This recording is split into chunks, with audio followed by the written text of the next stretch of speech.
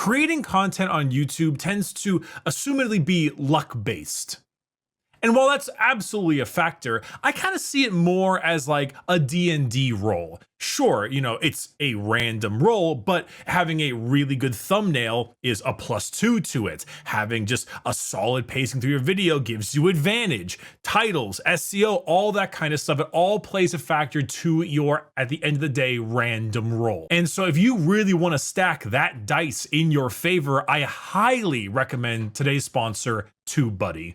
It is a fantastic tool to not only do more, but also earn more on YouTube. Everything from video optimization to analytics, really great stuff for gaming channels, especially because we're always chasing the next big game and all that. There are a ton of factors and services and just general ways to push your channel in a way that makes it do better for you and puts all the cards or the dice in your favor. We're talking thumbnail analyzers, keyword explorers, all the kinds of things that you don't really think about too much, but once they get into your head, it makes the world of difference. So to all of you up and coming YouTubers, there is a fantastic Black Friday deal from now till the 29th. And if you use code ALL40, you get 40% off TubeBuddy. Link is in the description all the way till November 29th, ALL40, 40% off. Check it out, and thank you so much for sponsoring this video.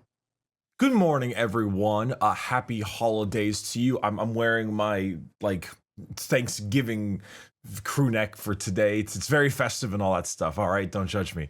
It's a bit of a rather impromptu video. It's something I haven't done in a long time, and I kind of felt like it'd be a fun thing to do outside of streams, outside of all that kind of stuff, and just do Q&A.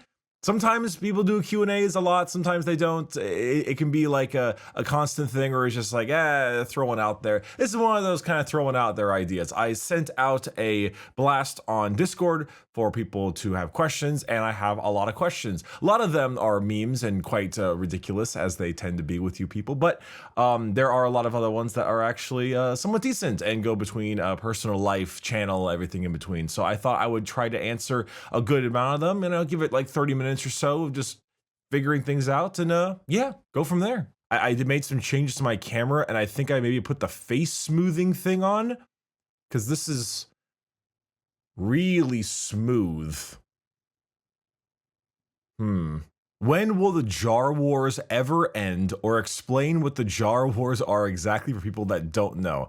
I choose this one because it's so ridiculous, even I don't understand why it became a thing. So I do want to explain the jar wars. So many of you will remember I had this old channel mascot, a little pink bear and everything, and it was a fun channel mascot for a while. We're moving into the new Brickle, which I really like a lot. The little brick guy with the feet. It's great. But this old channel mascot, we were originally going to do plushies of them, but they didn't raise enough pre-orders for it for the company that I was using, so it ended up getting canned, and we everyone got refunded, but I got the original still with me. And then I forget which, someone said to put him in a jar based on the obvious reference that many of you who frequent the internet know about, and then viewer paid money to buy a large jar to put them in. This jar right here. And then another viewer paid money to decorate the jar with little aquarium rocks, and then next thing you know, he was in the jar. And then someone else was like, wow, we're really constricting the freedoms of this bear. Take him out of the jar. So then they gave money to take him out of the jar. And then someone gave an equivalent amount to put him back in the jar. And then this happened ad nauseum for like a 4-hour stream. And I wasn't complaining. I made absolute bank on that stream. But ever since then, ever since that fateful day, the jar wars have been a consistent thing in the channel. It is a never ending, put him in, take him out, put him in, take it out for equivalent amounts of cash. There's the jar freedom fighters, the jar bourgeoisie, there's confinement, there's freedom. It's a whole saga, gonna have 3 trilogies written about it like that. But yeah, that's the jar wars. There you go. That's what that is.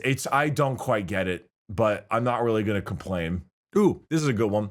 How was the editing and production workflow experience been with Skater, or how has it been with Skater? So that's actually a great question that kind of goes into the whole YouTube world a little bit more. So if those of you who don't know, Skater edits all of my main channel videos, all the reviews and stuff you see. I also have another editor for all of the second channel videos and those, like the one you're seeing. Well, I'm editing this one, but all the other ones before the highlights and all that, as well as the full VODs that go on the Bricky archive channel. That's all from someone named Will. He's relatively new, but doing a great damn job. I think what's been really handy about the way the editing flow has gone is that, you know, if I need to edit my own thing, I'll edit my own thing because I still know how to edit. I didn't like lose that skill, but it becomes much easier and more hands off to allow me to prioritize other aspects of work. For example, finish a stream, go ahead and give the file to Will. Couple of days later, we got a highlight going, all is good. And I don't need to worry about, you know, cutting it down, making it into something. For Skater, exactly, I still have a lot more of a hands-on process because for the most part, I write the script for the video. I do some editing and some proofreading, all that kind of stuff for the script. Normally the script is around 5 to 8 pages long on Google Docs. And so once that's all in, normally in the script, I'll add certain memes or jokes or references that I'm trying to make with my statement and bold that to make it clear that this is like an edited point for him. Then I'll take all of the combined footage that I recorded for it, send it to him via Google Drive as well, film it in the lovely green screen closet we got over here, and then send it all his way. And then, you know, 5 to 7 days later, give or take, depending on how busy he is and how long the video is all done, and bada bing, bada boom, here we are. That's about how it is. I think it's a really solid process, and it's allowed me to do a lot more. Particularly put a lot of effort into the merch store, being able to not only have an office for it, but also help, you know, Black Friday is coming up right now, actually, in fact, and it's getting really hefty with all the amount of workload, and being able to attribute and put a lot of that into there is really handy. And then there's also the dice check stuff as well. And I will say I probably have gained myself 30 to 45 minutes of personal free time extra a day, more or less, depending on which day it is. And so that also is nice to just have a bit more for myself, which I have been spending building Legos lately. I've been on like a Lego binge. So they made the flowers, like the home decor. It's such a smart idea.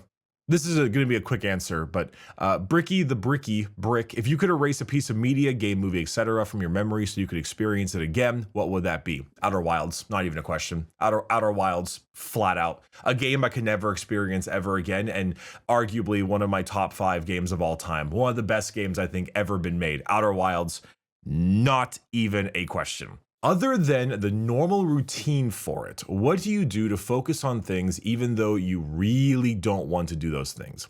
I know people say to remove distractions and be in a quiet place and all that, but is that the only way to get yourself to focus on something you'd rather not do at the moment? So when it comes down to that kind of thing, I really like the brute force method, but the brute force method in a kind of a different way. So let's say I need to write, the thing I delay the most is writing scripts. I just have sometimes a really difficult time writing a script for a video, especially when the thing I want to talk about is a lot more laissez-faire, if that works as a phrase. Modern Warfare 3 the remastered campaign video wasn't hard at all because I was so excited to make that video because it was so bad. I was like, oh man, I'm gonna talk all about this whole thing. I'm gonna just all these reasons. But sometimes when I want to write a script for another video, or when I don't want to write a script for another video, I will really delay it. And honestly, the best way I do it is I don't go to a quiet place. Well, sometimes I go to a quiet place. There's 2 options. Option 1 is the California option, which is coffee shop and a laptop. And that might sound like the most hipster cringy thing on the planet, but trust me, I think it's just a mental thing. One, you're at a nice place, like I'm assuming it's a comfortable shop. It's got, you know, hopefully good coffee and maybe like a little carbs. You can get like a muffin or something, because carbs are good for the brain, helps you focus. But Also, you are outside of like your home. This is a little bit of a tangent. Work from home is a great thing. I'm really happy that work from home is happening a lot more often, but very often you will find yourself in that trap. When you work from home, you have a really hard time focusing on stuff because all of your distractions are currently available to you. I think that's one of the reasons I sometimes struggle with getting as much streaming and some script writing and stuff done, is because my work computer is also my gaming computer, and separating those two is helpful. So sometimes literally going to a different place, not with the knowledge of I am going to work here, is a really good way to put yourself in that mindset. Because and you know, for the most part, some people even like to go into an office, so long as the commute isn't too bad or anything, because they know it keeps them focused on, I am at my workplace, I am here to work. If you don't have that option, or you don't want to do that option, the brute force method I like to do is just removing all distractions for like about an hour. And sometimes I can go longer than this, but normally an hour is the time. I take my phone and then I go ahead and put a timer for 1 hour. I do not disturb the phone, silence everything, the whole thing, put it either face down or across the room, often across the room. No social media, no nothing, no anything. I'll put on like maybe background coffee shop jazz 5 hour, whatever the hell, or like maybe just brown noise, and just go for it. And just like, all right, force myself, brute force, work 1 hour only on the script, nothing else. No opening Twitter, no opening Discord, like no opening anything, no checking on anything. 1 hour. It's often, I think, a pretty good way to force yourself to do that kind of stuff. One, because you can tell yourself it's just 1 hour. It's 1 hour, that's it. I'm going to force myself to do it, and when it's done, it's done. But also, because you're forcing yourself into that 1 hour, you'll kind of often be in the groove of things when that hour is over. So when it is over, you can just kind of keep going, you know? Just that brute force of, it's only this long, I'm just gonna do it, turn off all distractions, and then by then you've kind of entered that flow state and you can work for longer. I do the same thing when I'm like painting miniatures and stuff. I'll say like 30 minutes. And then, you know, 30 minutes in painting miniatures is nothing. But after the 30 minutes, I'll kind of just be in the groove again, like, oh, okay. And then I'll go for like an hour and a half or something, you know, and then be totally fine with the whole thing. So yeah, one of those two ways is one of the ways I do it. I don't know. Willpower is a weird thing. People often say that willpower is a muscle, and not everyone has as much willpower. But then often people see that if you say that, it's almost like a self-fulfilling prophecy, and then you say like, oh well, willpower is not full, and then you go do the thing you want to do. It's almost like you're lying to yourself. Like, oh well, it's willpower is not an unlimited resource, so you know I'm gonna go eat this ice cream or something. Like, no, if you just really brute force it, sometimes that brute force becomes like an adherence. You know, like they always say 2 weeks or something, or 3 weeks is how long it takes to build a habit, and then habits go to adherence, and then you just do it. You know, like it doesn't take much motivation for me to brush my teeth in the morning. It's not like particularly fun, but I do it because it's just like, there's a thing to do. So yeah, I don't know. Hopefully that explains it. What's your favorite raid in Destiny? Last Wish or Root of Nightmares? I like Root of Nightmares a lot because I think it's just the encounter variety. It's so easy, that raid, but because it's so easy, it's nice and casual and chill, and it's really pretty. I love the rainbow aesthetic. It's just very, very nice. But I like the emphasis on movement, and so very often when I'm playing it, I am running Armamentarium Titan with Strand Grapple. And so particularly that encounter where you jump across the bridge multiple times, I like to just grab one of those strand balls, tethers, I think they're called, I forget, and then throw it across the thing and then just grapple to it and fly over. And if I screw up, well, I can just, you know, use my second tether with a ton of grenade regen. It's really fun. And then Last Wish, because it's like the ultimate raid, because, you know, it's Last Wish. So yeah.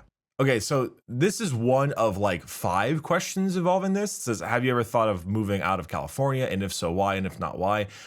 There's like 7 of these or something. So I thought I'd just answer this whole thing because I get a lot of questions about me living here. So for those of you who don't know, I'm born and raised in Orange County, California. If you don't know where that is, if you look at a map, like Los Angeles, and then there's San Diego, and then it's like in between. Orange County is a very pretty affluent place. It's often called like the Orange Curtain or like the Orange Bubble because nothing that ever happens in the world really affects this group because it's like it's just genuinely very wealthy area, and a lot of just the overall like societal problems don't really touch here. That's why they had that nickname for a while. Disneyland is also here, if that makes it any closer. Anaheim is in Orange County. And so yeah, I'm born and raised here. I was born in like the Irvine area, and then have just kind of bounced around, moved around Orange County all of my life. You know, and it's interesting because people ask me a lot about California, both from a international perspective and a domestic perspective. A lot of people over in Europe, Canada, or even in parts of Asia will ask about it, and then people in other states will ask about it because, for the most part, we kind of, for lack of a better word, kind of put our junk all out there in both a sexual and metaphorical methods. It is an enormous state with a ludicrous GDP. It's like top 10 when compared to countries. It's ridiculous. And then going from there, you know, a ton of major celebrities live here because of Hollywood and Los Angeles, and then you've got the Silicon Valley and San Francisco up north, and so it creates this really bipolar thing because on one hand, like 10% of the U.S. population lives here, and so when people move out, they kind of proliferate all other areas of the country, and then at this other same time, there is a lot of people who really hate this place, whether it is for the population size. You know, because if you're someone who prefers a more rural kind of area, you're gonna despise Los Angeles, especially. Or also there's the political side. California is a very blue state, and so you'll often hear like "California" and that kind of stuff from people who are more on the right wing side of the spectrum. Or you know, there's also like really strict gun laws. California compliant weapons is a joke that I find quite funny. So it depends on a lot of that kind of stuff, whether you like or hate the place. For me, I think a lot of my friends who grew up here, you end up wanting to leave because you've been here for such a long time. And I think the more you like, for me, the more I traveled, the more I started to appreciate here, with the caveat of, can you afford it?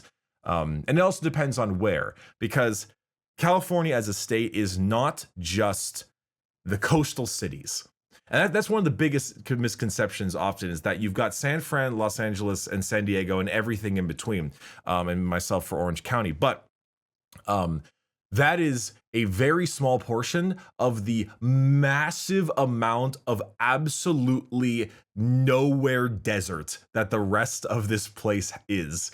On the way to Vegas, for those of you who saw my LVO video, you know, we got Victorville, and then you go through Baker and Inyokern and Yurima, and then I used to drive to Mammoth Mountain all the time, so you got Big Pine, and I like Bishop actually, but Bishop and all those kinds of areas up there, a bunch of middle of nowhere areas, so there's a big disconnect between the two.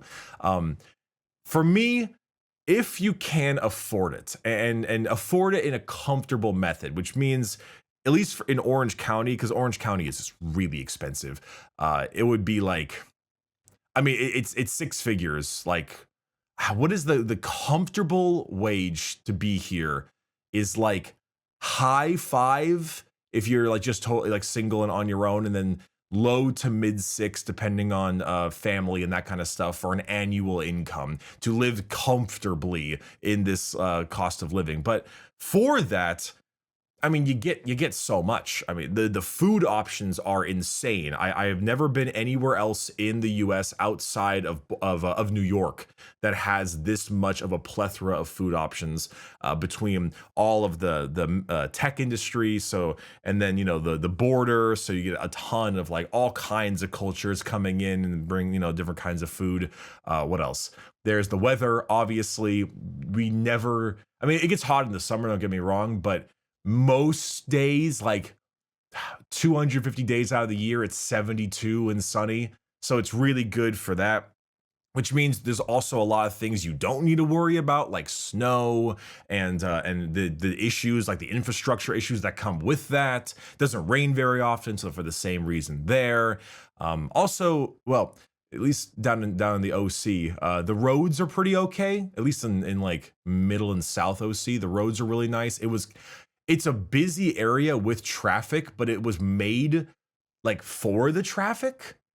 Unless you're going to like Laguna Beach or something, it's kind of made for the traffic, so you don't have that issue where you'll have like an area that gets really congested because it wasn't prepped for the amount of people that live there, and that kind of stuff. Also, my family is all here, so I like to stay. But for the most part, if you can afford it, there are really, really few downsides unless you just dislike being in a more city area kind of stuff, or your political stuff doesn't align with it or whatever, that kind of jazz. But for the most part, I really, really like the area, with the caveat of general income and all that kind of stuff. Someone once said that California is one of the best places to be rich in and one of the absolutely worst places to be poor in, and I think that holds true pretty well.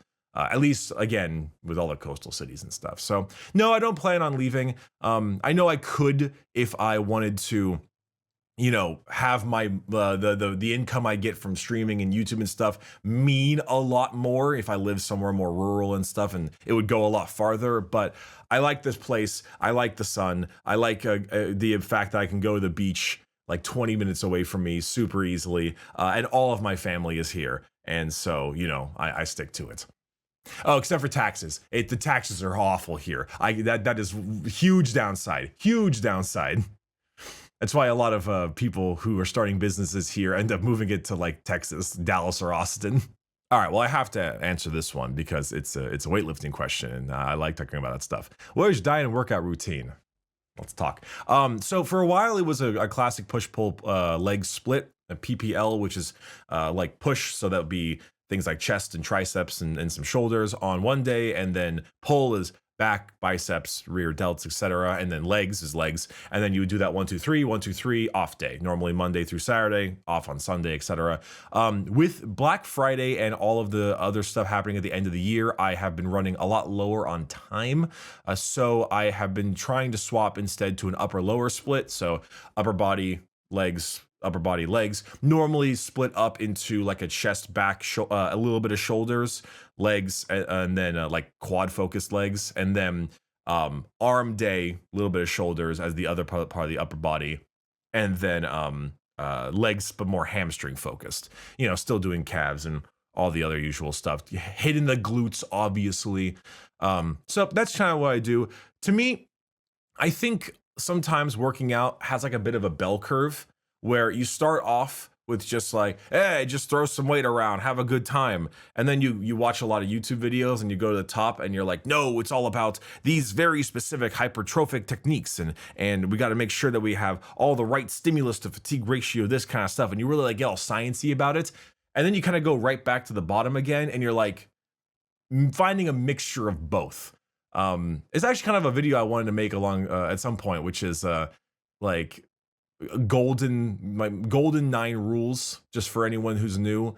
It's like 3 3 and 3, which is in your workouts, planning your workout, and outside workouts, which is in the workout would be like always slow down the eccentric, get a good stretch under load, and then be close to failure, and that's all you really need. So long as you do all those 3 things, close to failure, stretch under load, slow eccentric, life is good. You are doing 90% of what you need to do.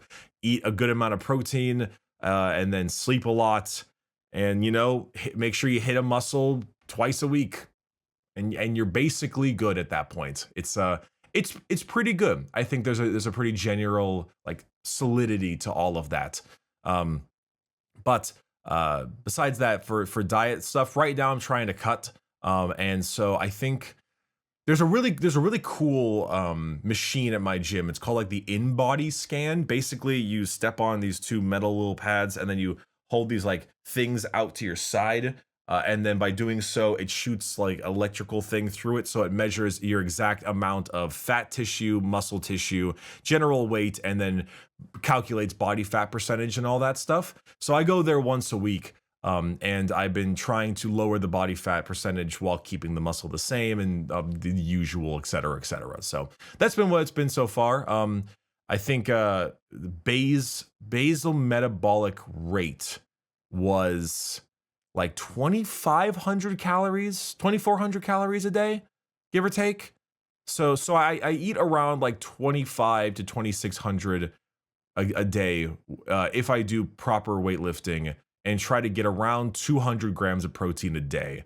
That's about where I'm at right now, and I've been losing weight pretty solidly. I think by next week I'll have lost. I'll be losing like about 1.5 to 2 pounds a week so far. So it's been pretty good. Yeah, I think it's been pretty solid. I feel a little leaner in the face, but I do have cheeks in general. So we're gonna try to see how we can deal with those.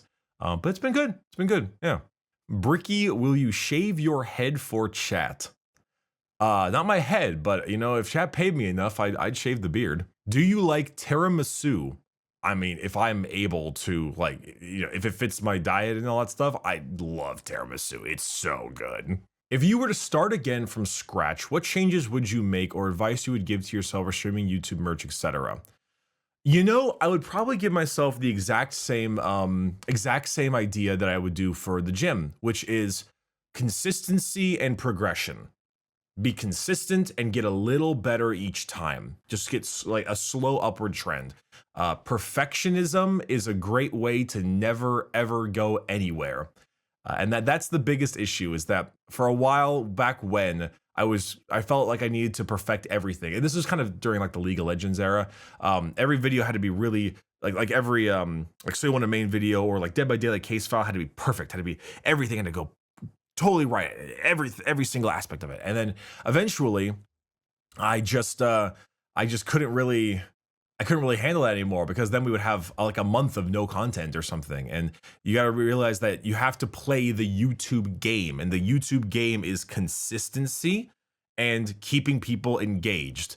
And so, you have to almost treat it like a serialized television show, where you have to every week or whatever it is, next thing, better, and then just keep everyone interested the whole time. And I think it's actually one thing that Adeptus Ridiculous does really well, is that every single Wednesday is a new episode, every single time, consistency, always more and more. And then, we updated our logos and stuff, and all the different artwork for it. So it looks really good now, and it really kind of has a bit of a better flair to it. And so, it just gets a little better each time. So I'd say probably that. For streaming, treat 5 viewers like 5,000. If you're just sitting there playing a game, you have to be able to talk to yourself. You have to be able to speak to yourself. And if someone shows up to your 1 viewer stream and now you have 2 viewers, you can't expect them to be the one to hold the conversation. You need to be saying something. You need to be making content somehow. I think YouTube helped me out a lot with that, because I'm constantly talking to myself, because it's just you and me, camera. Oh, this is a good one. Do you ever get self-aware or nervous about looks when showing your face so much on camera? Yes, absolutely. It's a thing that I don't talk about much, but I 100% do. Particularly for me, it is acne issues. You may not have noticed, but I have a kind of a redness to my face sometimes on stream and all that. Ironically, it's the forehead shine is actually not something that bugs me more. I think it's really, really funny. But I'm not actually sweaty or anything. This is totally dry. It just happens to be that the lights are shining perfectly at the forehead, so it's got such like a brightness to it. But no, for the most part, I do get a little bit of it. The redness happens a lot, whether it's post a shower or something. I tend to have acne problems. I've always had acne problems my whole life. I still have them now, even at 28.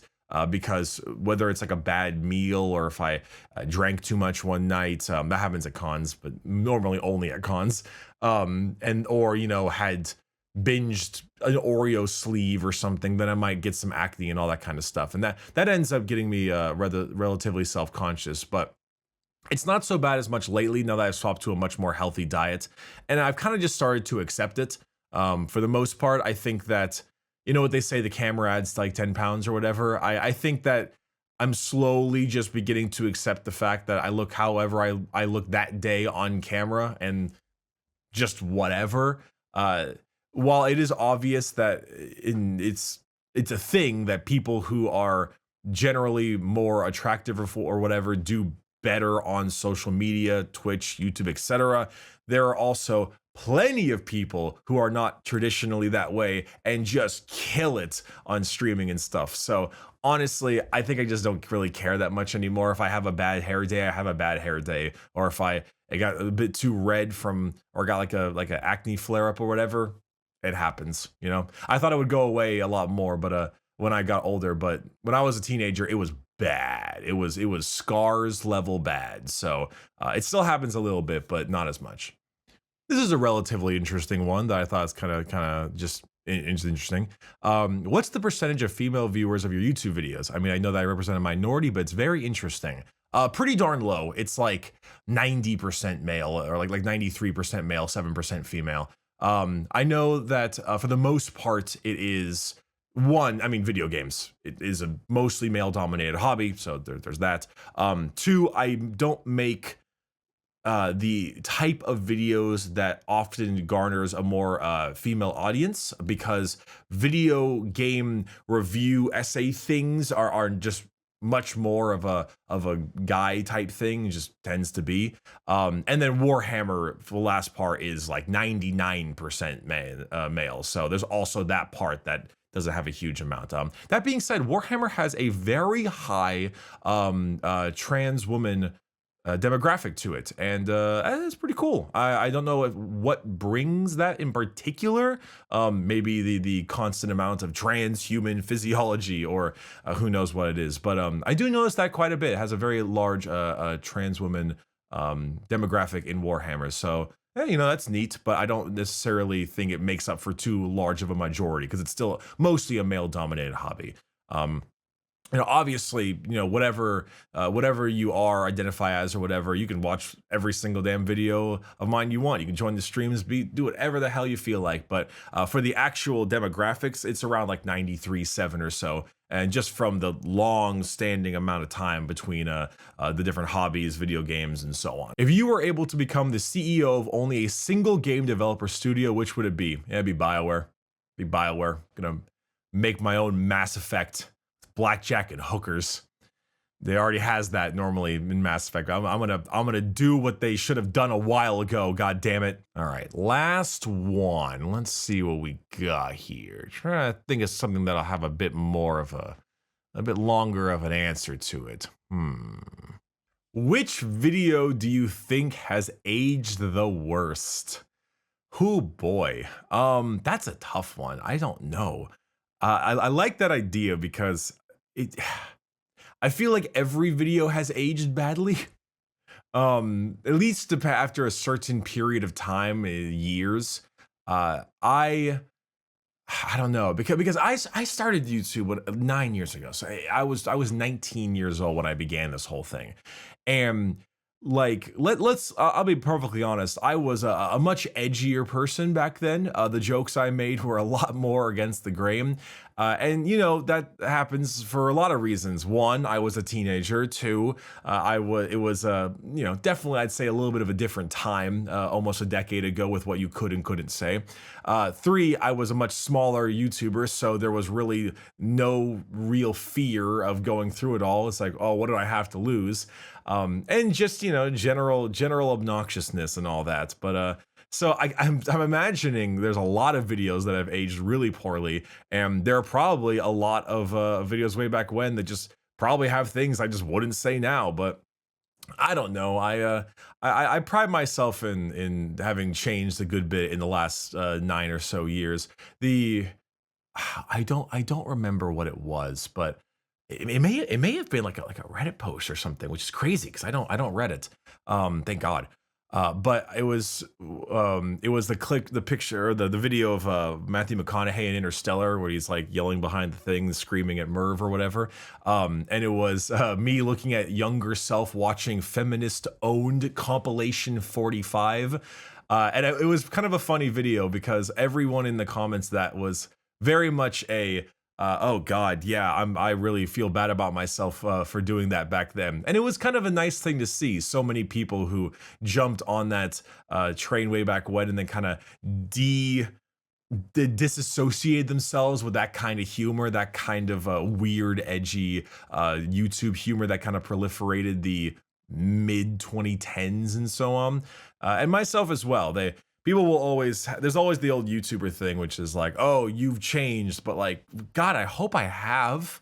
Please, I really do hope I have. I've redone the channel multiple times. I've changed what I'm into multiple times, and hopefully I have as well. Because shit, if I didn't, then I'm a goddamn teenage mindset in a late 20s person. Like that's just awful. I can't imagine that.